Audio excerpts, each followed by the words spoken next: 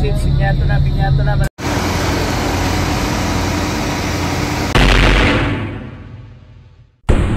Hello, I'm Granny Vlog. So ngayon guys, i-share ko sa inyo guys yung pag-travel ko from my homeland in Samar papunta guys dito sa Maynila. So una guys, sasakay ka ng malaking bangka o yung tawag dito guys is Paserosan papunta dito sa Catbalogan City. So yung guys, nandito nga ako guys sa Catbalogan sa tinatawag dito guys na Seawall. Andito na po ako. So pagdating ko guys dito, dumiretso na rin po ako dito sa terminal ng bus para bumili ng ticket dahil magbabas lang tayo guys papunta ng Maynila. So pagdating ko nga dito guys, ang daming tao guys, nag-aantay rin ng kanilang bus. So ako guys, buti na lang nagkaroon kagad ako guys ng ticket at dumating kagad guys yung bus na sasakyan ko papunta ng Maynila.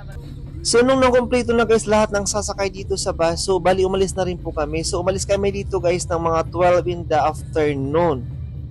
Bye-bye muna Samar at magkikita tayo ulit after 2 years ko dito sa abroad. So ito guys ang view dito sa seaside guys ng Seawall. Ayan guys, nakikita ang ganda dito, sobra.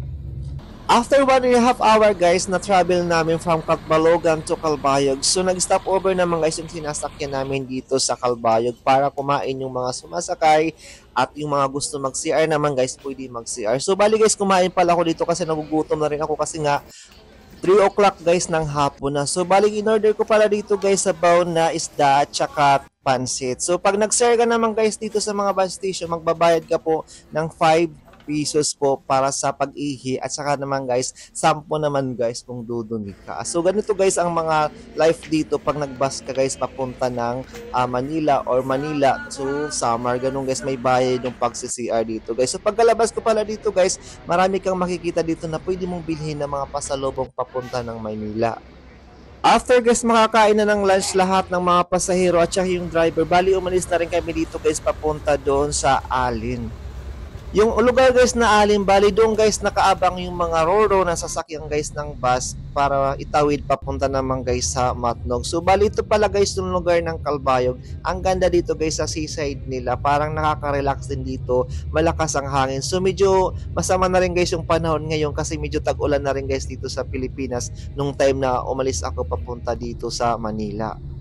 So bali guys, nakarating na kami dito guys sa port ng Alin. So pagkadating ko dito guys, nag-CR muna ako kasi ihi na rin po ako. So nakakatuwa guys kasi may nakita ko dito guys na toilet for the LGBTQ+. So hindi sila guys mahiya na at saka hindi sila mailang kasi meron na silang sariling CR. Sobrang napakarami guys ng mga tao dito guys na sasakay papunta ng Maynila, pabalik ng Maynila. Kasi guys, every May talaga guys, ang daming umuwi guys ng Samar. Kasi every May, ang daming fiesta guys dito sa Samar. So maya-maya guys, nagbayad na po ako ng terminal pay kasi may bayad po yung guys dito. So nagbayad pa ako dito ng almost 50 ata yung guys. So nagbayad pa ako dito at after ko guys magbayad, nakalabas na po ako dito sa station ng bus. So after naman guys, pumunta naman kami guys doon nasa Roro, bali sasakay na kami dito. So itong Roro guys na parang palubog na, napapanood ko lang ito guys sa mga nagpo-post guys sa Facebook. So yung guys, nakita ko na guys in personal, totoo nga siya guys na parang palubog siya. Buti guys hindi siya lumulubog kasi nga meron silang nilagay na para pagpatanggal ng tubig sa loob ng Roro.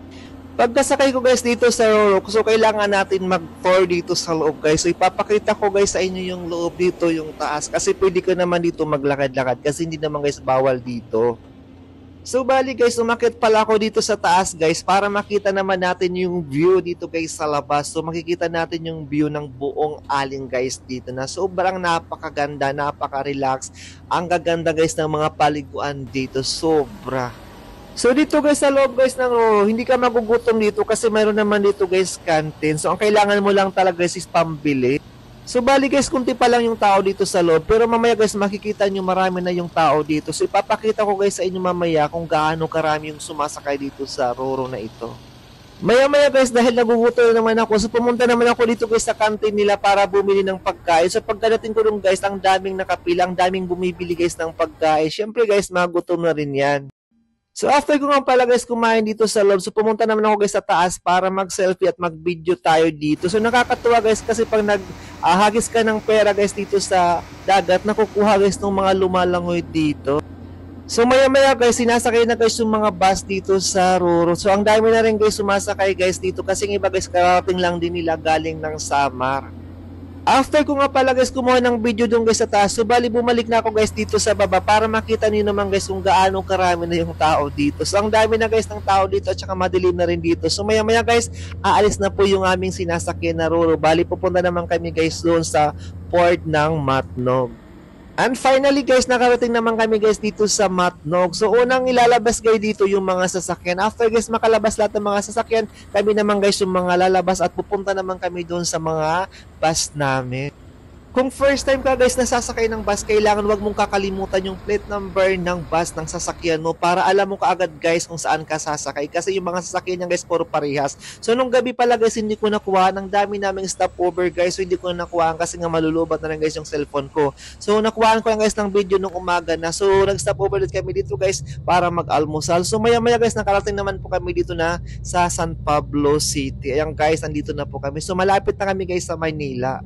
So bali guys, doon pala ako bababa guys sa Pasay kasi nga doon lang ako nag-book ng hotel guys para mas malapit guys sa airport. After a long hours travels guys from Samar to Manila, so nakarating na tayo guys dito sa Pasay. Thank you so much for watching guys. Please don't forget to like, share, comment, and follow Gulani Vlogs.